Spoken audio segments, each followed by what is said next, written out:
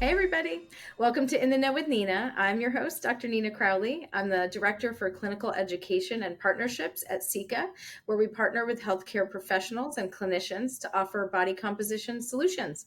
Today, I'm joined by Jacqueline Jock. She's a fellow of the Obesity Society and a naturopathic doctor with a 26-year career in natural products industry. And she and I know each other way back from the Bariatric Advantage days, one of the very first, or the very first, specialty bariatric vitamin companies that existed back when I started in 2007 in the hmm bariatric space. So I'm super glad that our paths have realigned.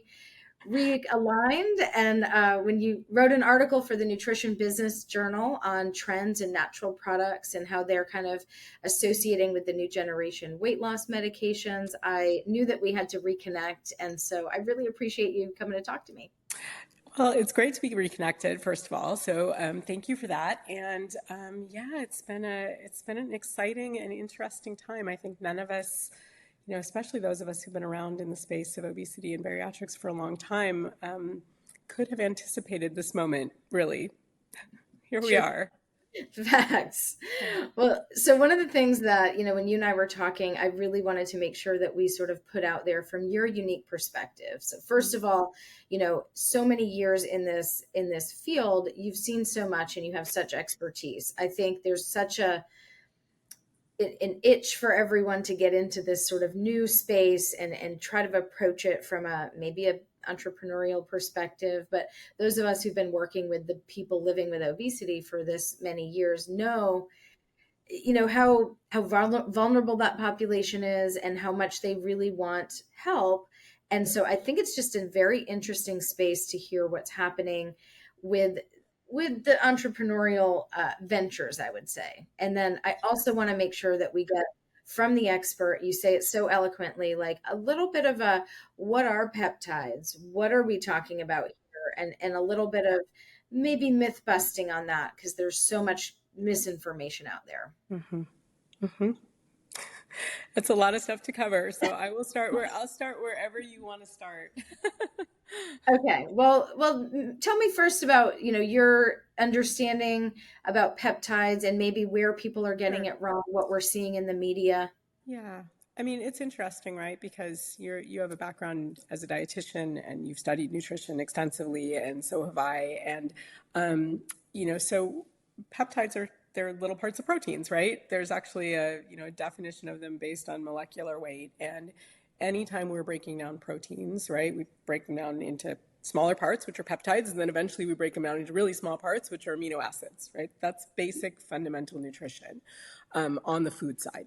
So I'll come back to that in a second. On the drug side, we've had peptide drugs going back a century or more. Our very first peptide drug was insulin.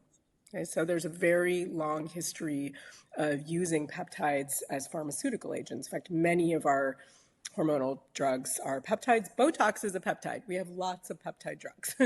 So, where I think we've run into some interesting challenges lately is in the consumer mind, right? So I'm going to flip from now nutrition science, pharmaceutical science, but to the consumer mind. The biggest awareness that people have had of peptides is hearing this association with our new generation obesity medications, right? And most people are not, schooled enough to make the connection to other pharmaceuticals, or particularly to make the connection to food, because they haven't seen those terms applied to food.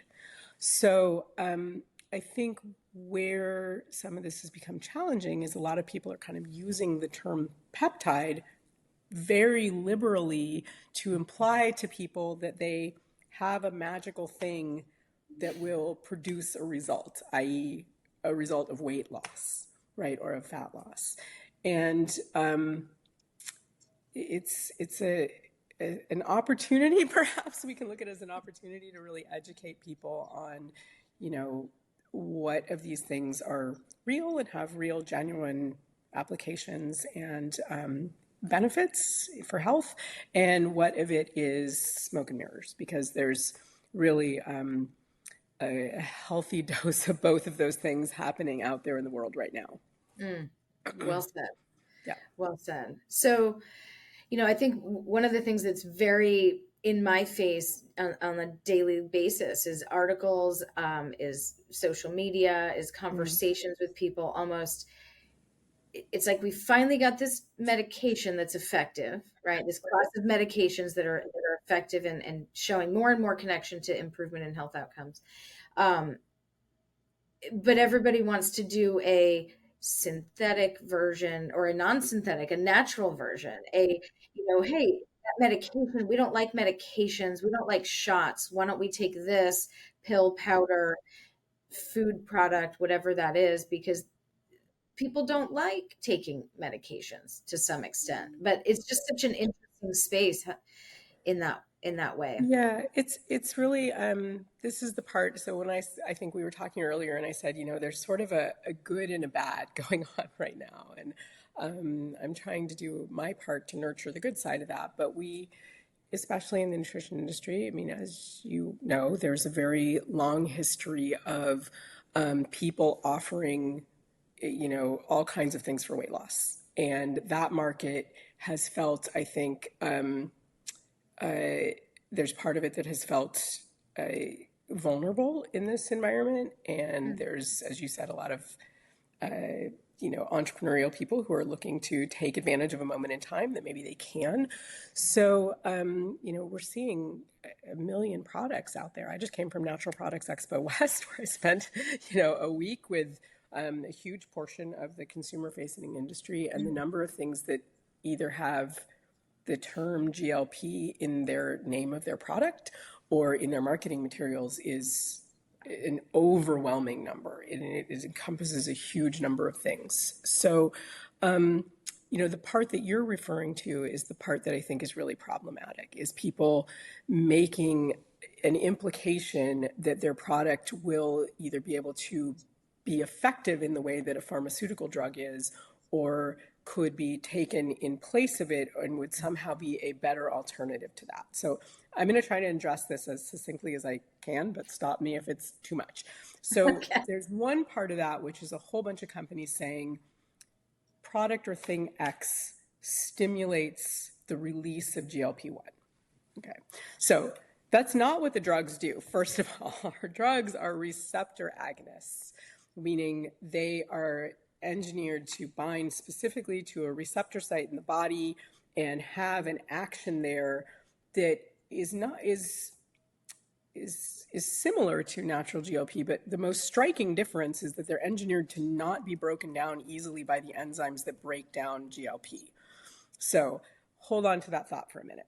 So I can cause release of GLP in the body, but if you just go to Google Scholar and you just search foods that break that release GLP, you'll get an overwhelming list of things. Virtually every protein, every fiber containing food. I tell people the research on avocados is great. Like, you want to have a GLP-1 releasing thing that tastes great that you can include in your diet, half a Hass avocado. Very, very good option for people. Um, but what we don't have is data showing that those things result in weight loss. So we do have some data on many things from food that show that they will increase satiety, but eating increases satiety, right? That's that's part of the process. The So definition. well, that's really like, when there is at least, for some period of time when you eat, you feel full, right? For most people. I mean, that system does break down for people over time. For sometimes that happens. But, all these products now that are like, we're GLP-1 releasers. And I'm like, okay, but does anybody have data showing weight loss over time? Like, it's pretty easy to show that you can stimulate the release of GLP-1. But showing that you can produce something that's meaningful from that is very, very different. And I'm not saying that there's no role for those things. I think that, most of the foods that we associate with being able to effectively, stimulate the release of GLP-1 and, even ingredients that do that tend to constitute a healthy diet. So that's Mm. great. But is that how we should be promoting them to people? And is it really kind of taking advantage of people's lack of knowledge of how these things work? Yes. And that's the part that I really do not approve of. and it's rampant. Did I get the answer Totally. to that? Yeah, Okay, you said, great. I As mean, long as we got an answer. beautiful. Okay. Beautifully, yes. So in that space, I think there's a lot of, negative. I think one of the things you were telling me, not to be all doom and gloom, there are some Hmm. cool things that are coming out of this. And, beyond just the whole food approach and saying, eat all the fiber and protein containing foods, they stimulate GLP-1. There's some new products coming out that sort of fit Hmm. into this space, because we do know there's people, or that many people taking these medications do have struggled to get in, Hmm. enough of good nutrition for various reasons. So there is a space for products to come in and sort of Yes, meet that need. So a I'd love to hundred. hear even some of the ones Yeah, you've seen I mean, recently that may be fun. you know, it's that's the side that where we should be seeing a marriage of these things come together. I would love to emphasize that for people. Like you and I both know this because we both got, into the world of supporting people with obesity a long time ago. I mean, I think you said 2006. I was around 2002 for me, right? So the disease itself hasn't changed, right? What has changed is when we were working in bariatric surgery, I think surgeries maxed out at around 200, 220,000 procedures a year. Hmm. Now we're talking, right now, I heard an estimate that around 12% of the population of the United States is taking a GLP-1 receptor agonist or similar medication. That is the population of the state of California, roughly, in terms of numbers of humans. So when we look at what I'm going to call the positive side of what opens up for that, this is now not niche nutrition, right? This is now a large group of people that actually have some real needs that we can define that would be the responsible way for industry to be supporting a huge portion of the population that, can now get really good care. So what does that look like? It looks like things that people think are sometimes boring, multivitamins, right? Because we have extensive data that says that individuals with poor metabolic health and with obesity have definable nutritional needs. And as they eat less, they tend to get less nutrition, not more nutrition. So augmenting that with a multivitamin, augmenting that with the things that support bone health, right? Especially for women, very important. Nutritional augmentation with protein, right? Just basic, good, solid quality protein foods, maybe in appropriate portion sizes. Like I was telling you that, like one positive trend that I saw were little protein, like smaller size protein, servings for people that could make, that more accessible to them throughout the day if they're either struggling with some nausea or they, get full much faster than they used to get full. I love that. Support for digestive concerns. Great options in nutrition there. So anything for nausea, for constipation, I mean, just fiber products, right? Like good tasting, easily accessible fiber products. Those are all great areas of support. And I am seeing a trend in some even, more what I'm going to call more like high tech or designer products really focused on that lean body mass portion. Because we do know anything we can do from protein to things like hydroxymethylbutyrate, creatine, all these things that we can do to kind of help people either maintain their lean body mass or even improve exercise tolerance so that they feel like they can exercise more and put on more lean mass. Mm. Those are likely to have a positive impact, especially later on as people are aging or if they're coming off of medication, so that we can keep their metabolic rate up, so we can keep their body composition, as you're the body composition expert here, right? But keep healthy body composition is something that we should be prioritizing. So that's kind of the positive side, and I'm hoping very much that those things rise to the top and that the other Yeah. ones eventually find their appropriate home somewhere else. Yeah. And I think the education, even for the healthcare practitioners in this area, it's easy, I think, for us to say too, like, that's not been studied. Absolutely not. And sometimes I think that's where um, some of the other things kind of creep in, like Mm-hmm. the doctor's only saying pharmaceuticals, but people have this, urge to go more natural, away from some of that. And I think that can Sure. be a tricky spot.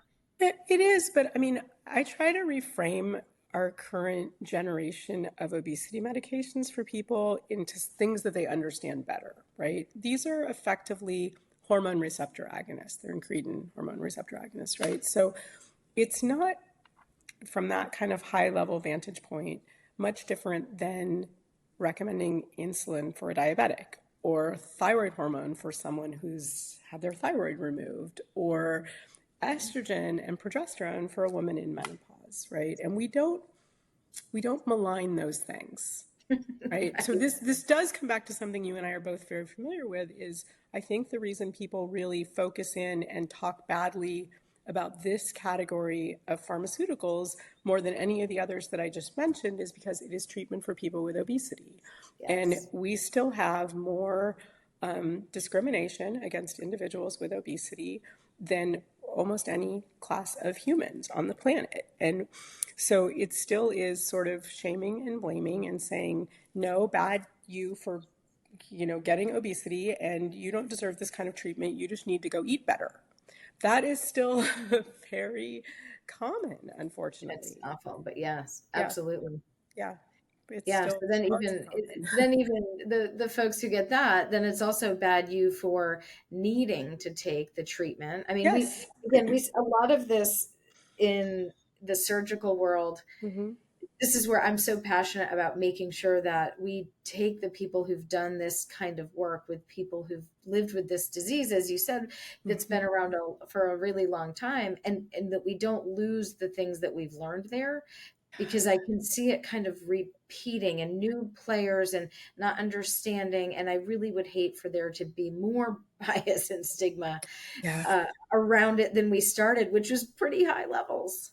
Yeah, my hope, Nina, and I think you do some work now with Obesity Action Coalition. And I was on that board for a number of years, and what a wonderful, incredible group of humans. And so glad that they were already there as this, has evolved. But my hope is that there is, now that we're going to see this compounded power in numbers, right? I mean, I think a thing that could really now happen with this number of people taking effective medicines is that we have a big enough voice of Mm, that population of patients that they can't be marginalized. It really is we're talking about such a significant amount of the population. right. And I think the next generation medications, we may even see better things coming. But we still have to, I think, continue to fight that battle. Like, this has, you know, been an undercurrent in the space for forever, right? Is that kind of shaming and blaming, and it's not easy to undo that mentality for people who hold it. Right, Yeah. absolutely. And they're coming up on their 20-year anniversary, so it's Yay. it's an interesting time for sure. Yeah, Yeah. it is. I did want to jump back actually to something you said earlier Sure. about kind of some of the components that are positive. And so Hmm. I've been hearing and being asked a lot more about creatine lately. Hmm. And I haven't had, with all the other things, I haven't had a ton of time to dig into really, like, if you have any thoughts kind of high level, who that might be good for. What is the, Oh, overarching feel on that with relation to, change in body composition? yeah. I mean, it's definitely one of the more powerful tools that we have out there. It's interesting. Creatine had a long kind of association with sports nutrition, and I've always told people, I'm like, the nutritional needs of individuals with obesity and athletes are really almost the same. Like, Mm, if we really look at them, if you just took a lot of the really high quality sports nutrition products and made them smaller and rebranded them, you'd have almost the perfect nutrition suite for individuals with obesity. They're just interesting. athletes in a different body. They're just, it's what it looks like. So creatine is great for muscle health. It's really great for exercise tolerance. So, and we're now learning it's got great advantages for the brain and cognition. So, if that's something that, people are looking to add advantages in those areas in their nutrition protocols, I think it's a great nutrient for people to consider. And I it's really troubling. We're actually seeing some state laws restricting access, almost specifically Hmm. sometimes to creatine now. There's some group of politicians that have gotten an idea that it's like almost like a gateway drug to developing eating disorders. What? It's really, Oh, I yeah. haven't heard that. Yeah, I think state of New York kind of led the charge on that. California's Hmm. been weighing legislation, and some others, and it's. I hope that that's not a trend that spreads because this really is one of the more, you know, valuable nutrients that people could use on top of other things that they're doing. I mean, I wouldn't place my priority on creatine, say, above just having a protein rich diet. But it is definitely, if you're trying to really focus in for people on that muscle component, probably one of the, two or three most next important things to be thinking about. Okay. Okay. Yeah. Great. Yeah. I think it's been, for me, it's been really interesting being in this space now too, because it's like we've shifted finally, mostly the thought leaders are shifting away from weight and BMI alone as the Hmm. outcome, right? Finally. Good. We're even focusing on excess adiposity and visceral adipose tissue and all of that, Hmm. too. But I think what's most exciting is really that sort of, let's look beyond that, and let's even look beyond lean mass to actually look at the skeletal muscle. And so I'm really Yeah. hopeful that the medications that might be in the pipeline over the next several years might address some of the maybe the shortcomings of prior options with Hmm. that in mind. But even more than that, again, in my world, looking at measures to assess that, right? Because we do Hmm. so much of talking Yeah. about this could happen, this might happen, and that leaves it open for people to make wild claims. But Hmm. let's just assess it and actually look at Mm. taking this, doing this, whatever. How does that impact the actual thing that we're trying to, I preserve? would love you. We should talk about this another time, but I would love to know more because, especially non-invasive ways to assess that are, Right.